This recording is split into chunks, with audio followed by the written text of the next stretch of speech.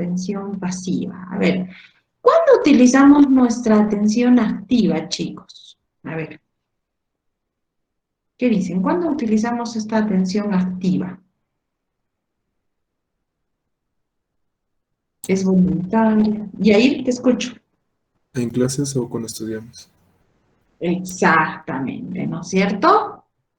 Cuando queremos aprender, nos disponemos a aprender, entonces utilizamos nuestra atención activa, usualmente, obviamente, en nuestro proceso de aprendizaje, en clases, ¿no es cierto? ¿Y cuándo utilizamos nuestra atención pasiva? Que muchas veces ni cuenta nos damos. A ver,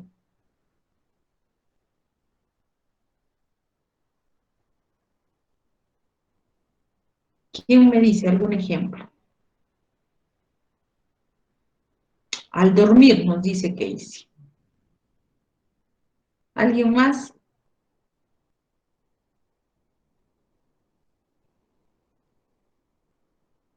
Pero dice Casey que se da en estado de vigilia. Cuando vamos por la calle y se escucha, no sé, una canción de moda y de por sí nos lo aprendemos. Exacto, muy bien, ¿no? Usualmente pasa eso, ¿no? La canción de moda, que de repente ni te gusta, pero la escuchas tantas veces que de pronto la terminas tarareando y cantando, ¿no es cierto? Muy bien, exacto. ¿Qué otras cosas a veces aprendemos de manera pasiva?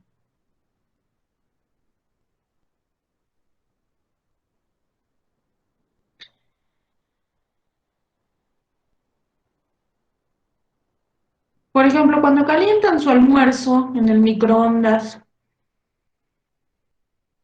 lo hacemos ya prácticamente de manera, pues, mecánica, espontánea, ¿no? De frente, ya ni vemos, de frente 1.00 minuto, y ya está.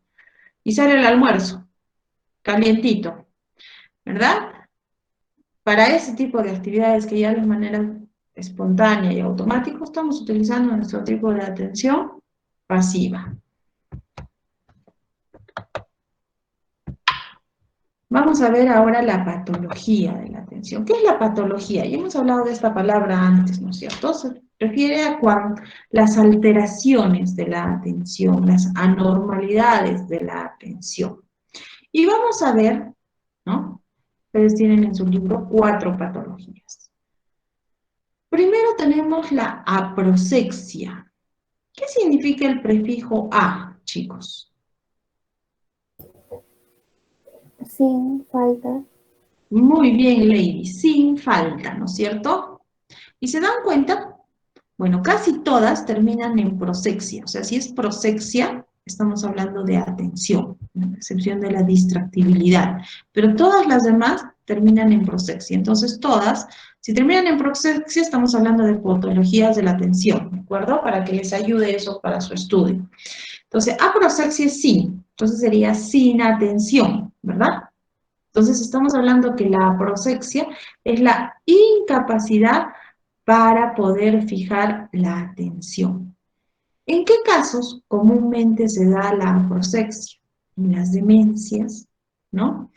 En caso de intoxicaciones se presenta la aprosexia. La distractibilidad, ¿no? Eso es algo bastante común, ¿no? Es la incapacidad de mantener la concentración en un estímulo con respuesta rápida y sucesiva. Entonces es la incapacidad de la concentración en un estímulo, ¿ok? ¿De acuerdo? Estamos hablando de un estímulo y que requiera de nuestra respuesta rápida, ¿de acuerdo? Normalmente, ¿quiénes padecen de distractibilidad? Las personas que sufren de hiperactividad, síndrome de déficit de atención, con hiperactividad o sin hiperactividad o con desatención, que es todos los tipos que hay, más conocido como hiperactividad. Normalmente uno de sus síntomas es que sufran de distractibilidad. Otra patología es la hipoprosexia. Y hemos dicho que el prefijo hipo significa disminución, ¿cierto? Entonces, si estamos hablando de atención, estamos hablando de disminución de la atención. tanto activa como pasiva, o sea, de la atención voluntaria como de la involuntaria. ¿Y en qué casos se da la hipoprosexia? Se da en los casos de retardo mental, por ejemplo, ¿no?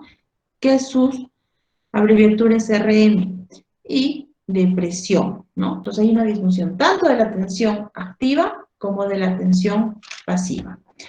Y la hiperprosexia, ¿no? Hemos dicho que el prefijo hiper significa aumento excesivo, ¿cierto? Entonces se da una atención excesiva a un estímulo, pero solo a uno e incapacidad de responder a los otros.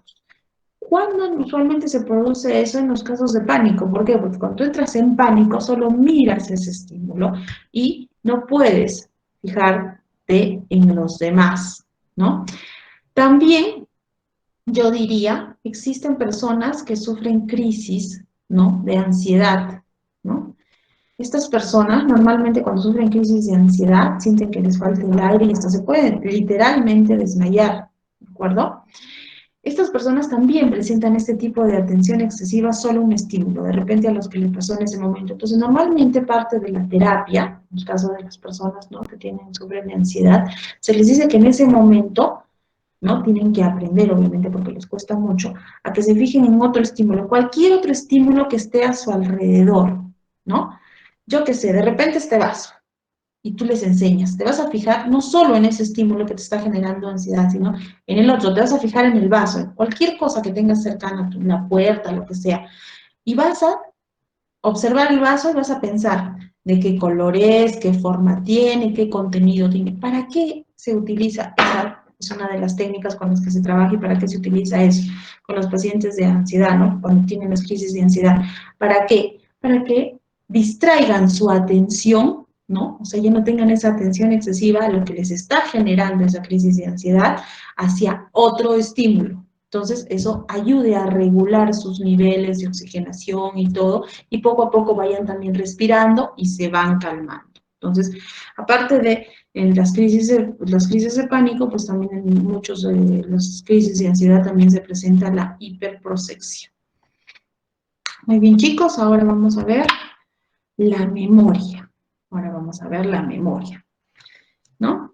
Que es un proceso psicológico que sirve ¿para qué? Para codificar la información. Toda la información que llega a nosotros la codificamos, ¿verdad? Todos son códigos. Por ejemplo, si estamos aprendiendo números, pues son códigos. Estamos aprendiendo los cursos de letras, todo lo que estamos hablando son códigos, ¿no es cierto? Entonces, la memoria codifica toda esa información que llega a nosotros. La almacena, la guarda, ¿no es cierto? Toda aquella información que nos sirve la almacena, la guardamos acá en nuestro cerebrito, en nuestro disco duro, ¿no es cierto? ¿Quién se encarga de almacenar, de codificar esa información? Nuestro cerebro. Y además también cumple una tercera función, que es de recuperar esa información cada vez que yo la necesite, ¿no es cierto? Entonces no solo la codifica, sino la almacena, la procesa y además la puedo recuperar cada vez que yo la necesite, ¿sí? Entonces, nuestra memoria es lo máximo, ¿no? Por ejemplo, a ver, yo les voy a hacer una pregunta y quiero que lo hagan rapidísimo, ¿eh? Es una pregunta recontra fácil, ¿ah? Póngame la fecha completa de la independencia del Perú. Día, mes y año en el chat. Vamos, chicos. A ver, todavía no leo nada, ¿eh?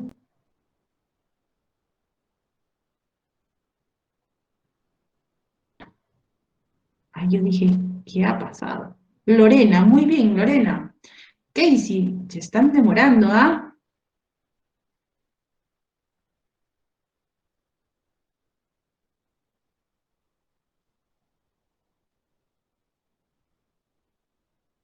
Cristel solo me pone el año. Yo fecha completa.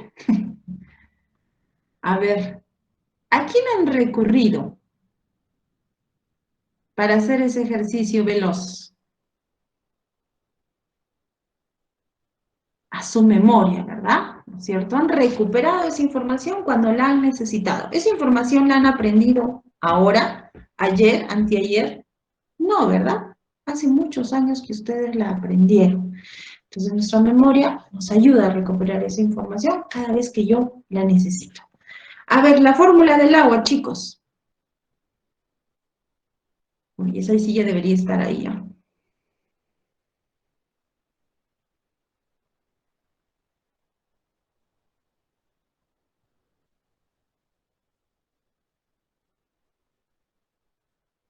Muy bien, ¿no es cierto? Recurrimos a nuestra memoria. Entonces, la memoria tiene una función importantísima, ¿no es cierto?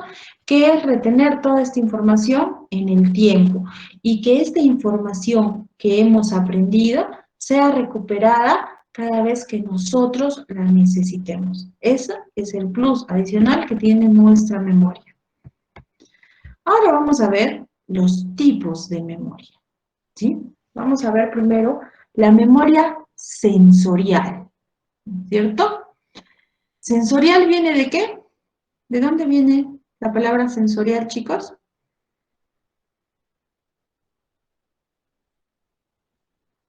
¿Quién recuerda? Esto ya lo hemos visto antes, ¿eh?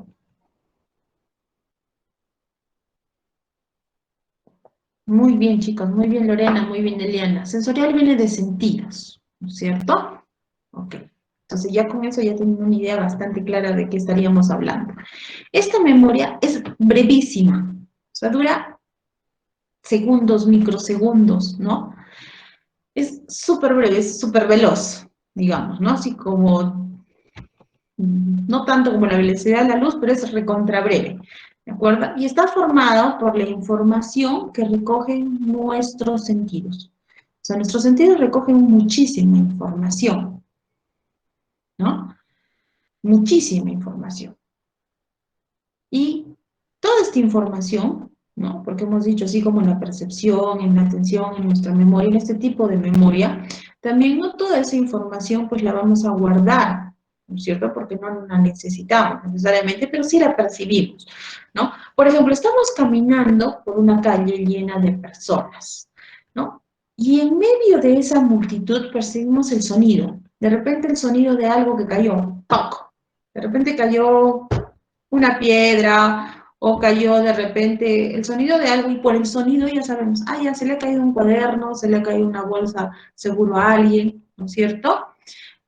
Esa es nuestra memoria sensorial. Y nosotros seguimos caminando, seguimos pensando en hacia dónde nos dirigimos, o seguimos conversando con la persona que estamos, o seguimos en nuestras cosas, ¿cierto? Pero esa es la memoria sensorial, que llega a través de nuestros sentidos y dura, pues, microsegundos.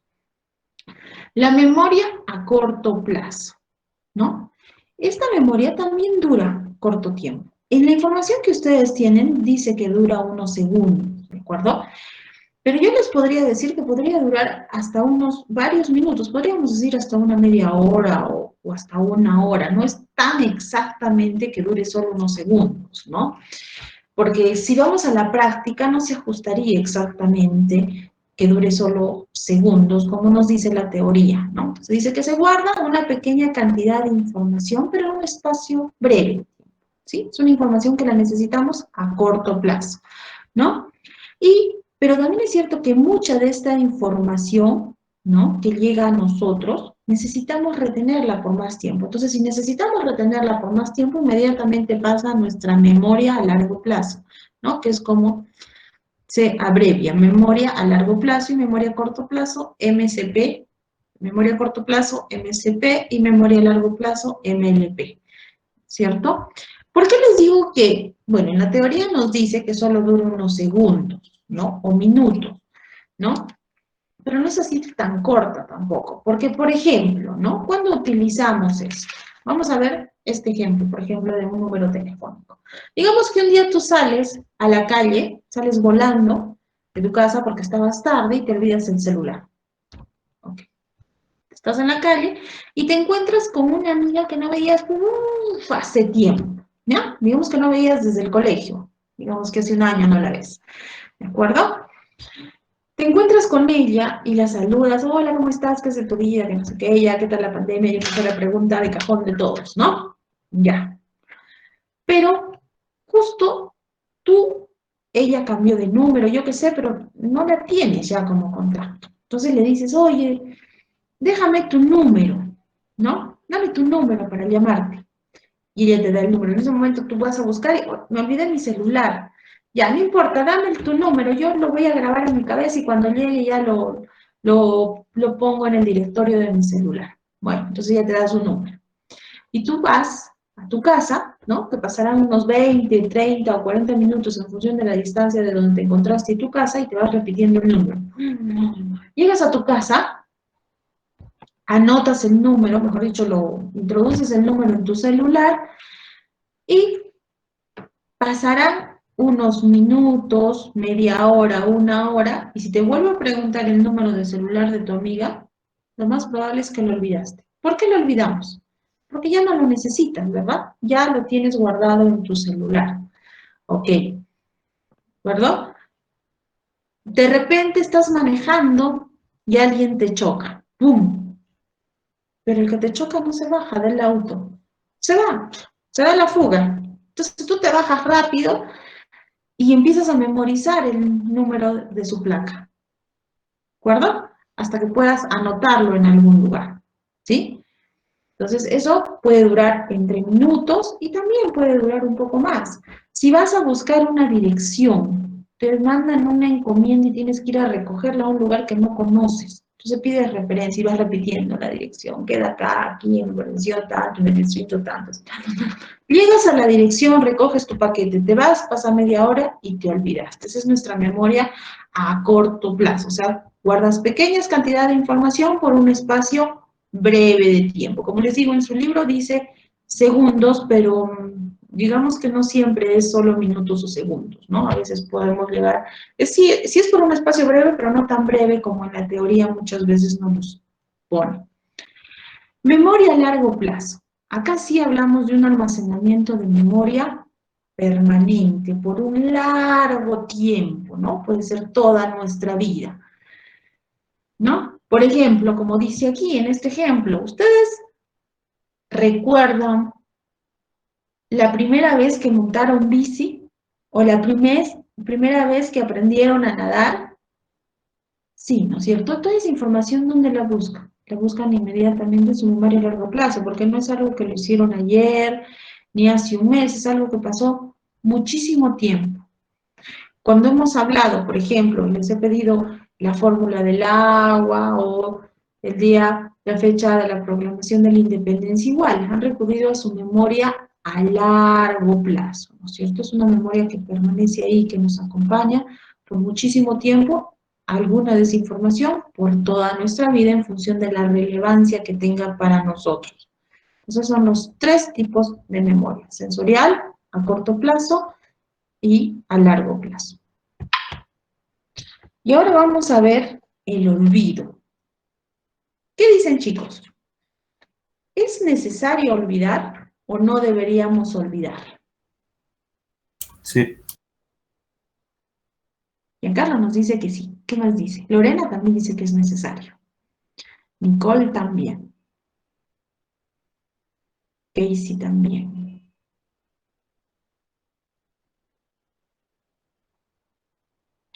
Sí, ¿verdad? Es necesario olvidar, es necesario, es bueno olvidar y muchas veces hasta terapéutico olvidar, ¿verdad? ¿Qué es el olvido? El olvido es la ausencia del recuerdo. Cuando por más que dices, oye, pero no me acuerdo. Oye, pero no te acuerdas de fulanita, si estudiamos en tercer grado con él y de ahí, yo qué sé, su papá era militar y lo mandaron a la selva y ya por eso ya la dejamos de ver. No, no me acuerdo. Pero ¿cómo no te vas a acordar si jugamos a la liga? No, pero no me acuerdo, ¿no? Entonces el olvido es la ausencia del recuerdo, es la imposibilidad de acceder a esa información que en algún momento en nuestra vida estuvo almacenada en nuestra memoria. ¿Olvidamos todo? No, ¿verdad? No olvidamos todo. Acá entra a tallar nuestros intereses, nuestras motivaciones, nuestras necesidades una vez más. Se va olvidando lo que para nosotros pierde importancia o significación, ¿cierto? Entonces, y eso te va pasando a manera que vas creciendo, pues, ¿no es cierto? Vas dejando de utilizar ciertas cosas. Por ejemplo, ustedes en este momento, pues están sumamente interesados, ¿no? Abocados a aprender a comerse todos los tomos del CEPRUNZA para su examen de admisión. Ese en ese momento es su interés, es su motivación principal, ¿no? Pero de acá a 6 meses, que ya se acabó el proceso, que ya muchos de ustedes ingresaron, ¿ustedes creen que van a recordar todo lo que aprendimos en el CEPRUNZA? No, ¿verdad? Van a empezar a olvidar. Y cuando ya estén en la universidad y cada uno en sus diferentes carreras, pues definitivamente, si esta información o toda la información que reciben no la van a utilizar, pues va a empezar a quedar en el olvido. El olvido es necesario, ¿verdad? Es lo que se produce, ¿no? De manera espontánea cuando dejamos de utilizar cierta información. Vamos a ver entonces la patología de la memoria, o sea, las alteraciones de la memoria. Y primero tenemos la hipermnesia. Hiper, otra vez, ¿no? Ya casi todos creo que terminan en mnesia. A ver, déjenme ver. Sí, todas terminan en mnesia. Entonces estamos hablando de memoria. Todas las que terminan en mnesia, estamos hablando de memoria. Entonces la hipermnesia es el aumento excesivo de la memoria sería, ¿no es cierto? Entonces la hipermnesia es el aumento exagerado del recuerdo y este se da con muchísima rapidez y fluidez. ¿Se imaginan, chicos, recordar cada cosa que hacen durante el día, minuto a minuto, segundo a segundo? Bueno, hay personas que sí padecen de hipermnesia y recuerdan esto. ¿Alguno de ustedes me podría decir, a ver, qué hizo el 16 de julio del 2015? Siempre y cuando no sea su cumpleaños o alguna fecha importante. ¿Alguien recuerda qué hizo el 16 de julio del 2015?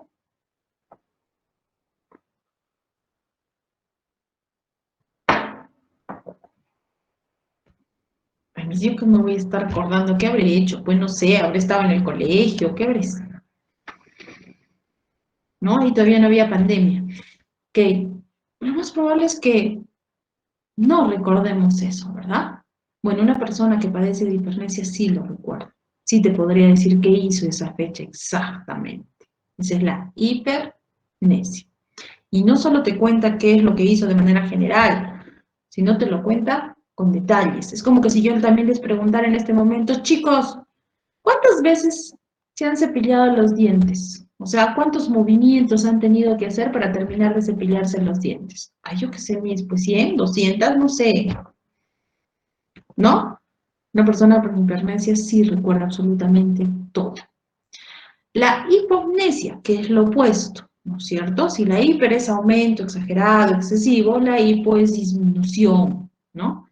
Entonces es la dificultad para recuperar tus recuerdos. O los recuerdas, pero de manera muy vaga, muy difusa, ¿no? Sí, creo, me parece, algo me acuerdo de fulanita. Sí, ¿no? Creo que usaba trencitas o estoy confundido, ¿no? Entonces, es así, ese recuerdo vago, difuso. ¿En qué caso se presenta? En el caso de hipocondría, depresión, retardo mental o parálisis general. La amnesia. ¿Quién conoce a este personaje, chicos? ¿Quién ha visto esta película? ¿Quién es? Dory, ¿no es cierto? La adorable Dory. Muy bien. Dory tenía amnesia, ¿verdad? Entonces, ¿qué es la amnesia? A, el prefijo a es sí, ¿no es cierto? Entonces es la pérdida total o parcial del recuerdo. Y existen dos tipos de amnesia, la amnesia total y la amnesia parcial. La amnesia total es cuando no recuerdas absolutamente nada, ningún recuerdo tienes, amnesia total. En cambio, en la amnesia parcial, tienes dificultad para recordar, pero un periodo de tu vida, un periodo de tiempo de tu vida es el que olvidas, ¿no? Tenemos la amnesia lagunar, que olvidas lo que pasó antes de un hecho traumático. ¿No? Olvidas qué fue lo que pasó antes de ese hecho traumático. Es la amnesia lagunar, ¿no?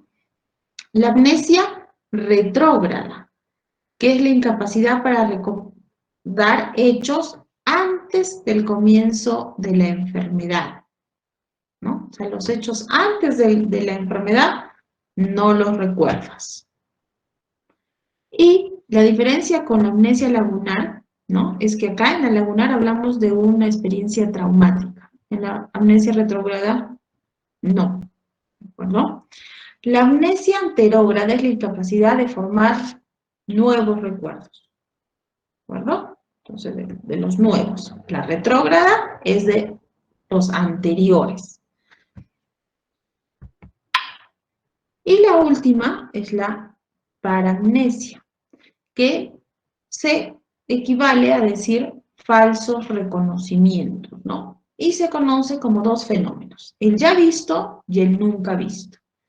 El ya visto es cuando atribuyes el carácter de conocido a algo nuevo, ¿no? Digamos que te vas de viaje a la selva, es la primera vez que te estás yendo a conocer la selva, ¿ya? Pero estás yendo en uno de tus recorridos turísticos y tú dices, ay, pero yo conozco este lugar, yo ya estuve aquí antes y pasó así y pasó así, pero eso es imposible, porque nunca antes fuiste a ese lugar, entonces es un falso reconocimiento, ¿de acuerdo? El nunca visto es cuando atribuyes el carácter de desconocido a algo que sí conoces, ¿no? Oye, pero mira esto, ¿te acuerdas? No. ¿Cómo que no te vas a acordar? Si ya hemos estado acá, si has visto, si todavía has hecho esto, has hecho lo otro. No, no me acuerdo, no, nunca estuve aquí, no lo conozco. Entonces es el fenómeno de la paramnesia, falso reconocimiento de algo como ya visto o como nunca visto. Son las paramnesias. Ahora vamos a pasar a la última función psíquica superior que vamos a ver. Es el pensamiento. ¿Cierto? El pensamiento es una actividad mental no rutinaria que requiere de nuestro esfuerzo, ¿no? Día a día se nos presentan diversos problemas o conflictos que debemos solucionar y para eso debemos utilizar nuestro pensamiento. El pensamiento tiene la capacidad de anticipar las consecuencias de una conducta sin realizarla. ¿Cómo así? Por ejemplo, si estamos hablando que tenemos un problema X, ¿no? Y tenemos que buscar una solución a este problema X, yo primero pienso, ¿no es cierto? Empiezo a pensar, a ver qué podría hacer con esto. Y si hago esto, no, pero si es que hago esto, de repente pasa esto y en vez de solucionarlo, empeoro las cosas. No, entonces eso no. Y si hago esta otra cosa, allá puede ser, porque si hago esto, puede pasar esto, y esto me puede llevar a esto, y sí creo que esa es la mejor alternativa. Entonces, por eso es que el pensamiento tiene la capacidad de anticipar. Yo pienso, ya anticipo las consecuencias. Esto me va a funcionar, esto no me va a funcionar, ¿no? El pensamiento implica una actividad global de nuestro sistema cognitivo. ¿Por qué? Porque cuando pensamos intervienen también nuestras otras funciones psíquicas superiores, como nuestra memoria, nuestra atención, nuestro razonamiento, nuestro aprendizaje. ¿Cuál es la función del pensamiento? Es resolver problemas y razonar. ¿Y cómo expresamos nuestro pensamiento? ¿A través de qué expresamos nuestro pensamiento, chicos? ¿Se queda solo aquí? ¿Cómo expresamos nuestro pensamiento? El pensamiento no va solo, va con otra función psíquica importantísima. A ver, ¿quién me dice cómo expresamos nuestro pensamiento? Muy bien, Lorena, excelente, a través de nuestro lenguaje. El pensamiento utiliza nuestro lenguaje, sea hablado o sea escrito, para poder expresarse, ¿verdad? Por eso es que, si recuerdan cuando vimos a Vygotsky, nos hablaba del pensamiento, nos hablaba del lenguaje, que es una función psíquica superior importantísima. ¿no es cierto? Entonces el pensamiento utiliza el lenguaje para poder expresarse. Y vamos a ver ahora el pensamiento creativo. Primero vamos a ver, chicos, a ver, díganme, ¿qué significa para ustedes ser creativo? A ver, cuenten, ¿qué idea tienen de lo que es la creatividad o ser creativo? Tener mucha imaginación, sí, es verdad. Muy bien, Lorena. ¿Quién más me dice? ¿Qué más significa o incluye ser creativo, chicos?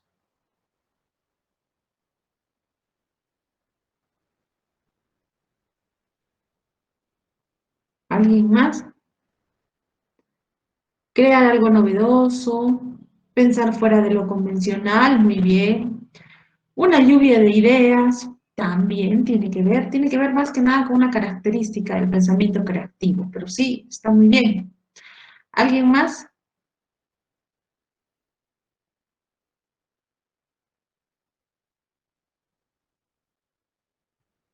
¿Y ustedes creen que la persona creativa involucra mucho trabajo o esfuerzo o es una habilidad innata?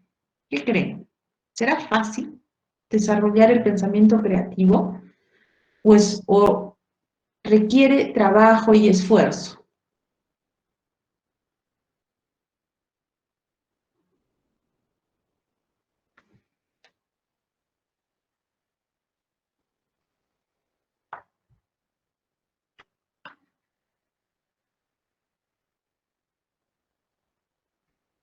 Definitivamente no es fácil, ¿verdad?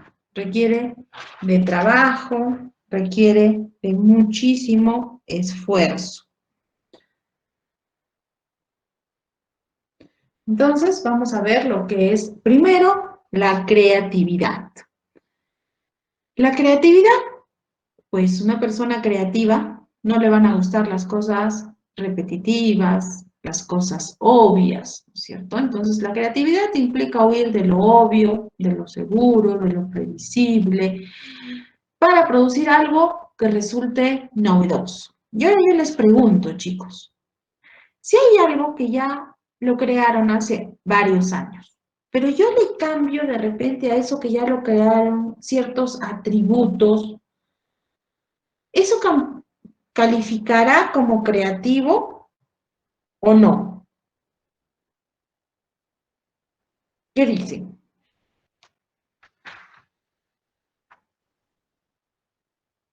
¿Eso calificará como creativo, sí o no? A ver, Yair dice que sí. ¿Qué dicen los demás? Fabio también dice que sí. María Fernanda dice que no. Para ella eso no es creativo. Casey dice que sí. Lorena dice que sí. Pues sí, sí calificaría como creativo, ¿verdad? Porque estamos diciendo que le vamos a cambiar los atributos. Por ejemplo, ¿no? Ustedes conocen los trompos, ¿verdad? ¿Conocen los trompos, chicos? ¿O no? Los trompos, clásicos trompos antiguos de antaño. Sí, ¿no es cierto? Hace algunos años, ya varios también, salió otro juguetito que era como un trompo moderno. ¿Cómo se llamaba? ¿Quién se acuerda?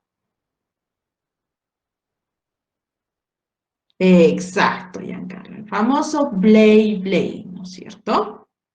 Que también giraba, pero tenía luces, y ya no es que te sentabas con tu cuerdita, sino que tienes una cosa y lo lanzabas, ¿no es cierto? Y prendía sus lucecitas y giraba. Bueno, digamos que era un trompo moderno, estilizado, ¿no? Bueno, eso también califica como creativo, ¿no? O sea, si tú le cambias ciertos atributos, también califica como creativo.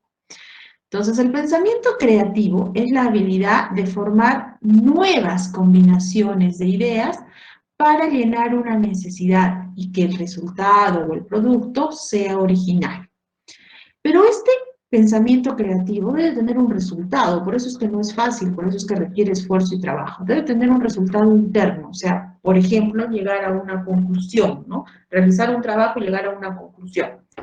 O un resultado externo, o sea, algo que lo puedas plasmar.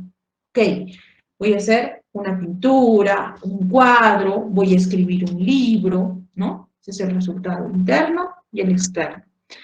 Y, obviamente, el pensamiento creativo va a estar asociado tanto al deseo como a la preparación de la persona. Vamos a ver los factores del pensamiento creativo. Son 4. Tenemos primero la fluidez. ¿Qué es la fluidez? La fluidez es la cantidad de ideas, como la lluvia de ideas que nos dijo, creo, Giancarlo, ¿no? La cantidad de ideas que yo puedo producir en un tiempo determinado. Una persona que desarrolla su pensamiento creativo no es solo que tenga un plan A, B, puede tener A, B, C, D, F, G. ¿De acuerdo? Entonces son las cantidades de ideas que pueden fluir en un tiempo determinado. Otro factor es la flexibilidad. O sea, estas ideas no son todas iguales, sino que hay una heterogeneidad de ideas. Son diferentes cada una de la otra. Y cada una también puede tener diferentes puntos de vista, ¿de acuerdo? Eso, todos podemos desarrollarlo. ¿Es fácil? No es fácil, pero sí podríamos desarrollarlo todo, ¿no es cierto? Las personas usualmente tenemos un enfoque, un punto de vista. Es difícil tener diferentes enfoques de vista, ¿no? Eso es lo que hace el pensamiento creativo. Otro factor tiene que ser original, o sea, tiene que ser algo raro, extraño, nuevo, ¿no? Tiene que ser una idea diferente, extraña, ¿no? Y el último factor que es importante es la viabilidad, porque ustedes dirán, ay, pero es fácil, yo también puedo tener muchísimas ideas. Ok, ojo, acá hay algo importantísimo. Estas ideas no tienen que ser ideas por decir, puedo hacer esto y esto y esto y esto y esto. No, estas ideas tienen que ser ideas que sean realizables en la práctica, que yo las pueda realizar en la práctica, o sea, que sean viables. Por eso son los 4 factores del pensamiento creativo: fluidez, originalidad, flexibilidad y viabilidad. Y el pensamiento lateral, ¿no?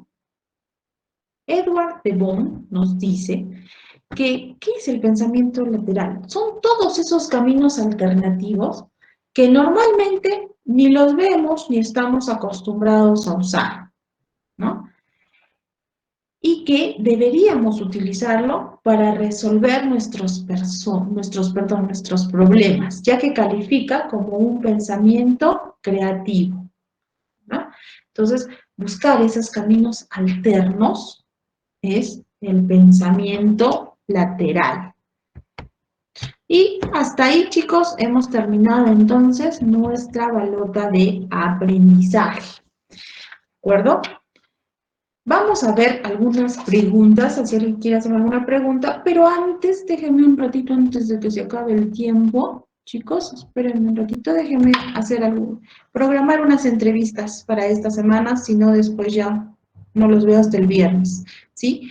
Por favor, la persona que llame me dice si puede entrevista este miércoles o jueves, ¿sí? Cualquiera de los 2 días los voy a programar. Ya saben que mis entrevistas son desde las 5:30 hasta las 8 de la noche. A ver. Daniela Valdés Capa. Daniela, ¿estás?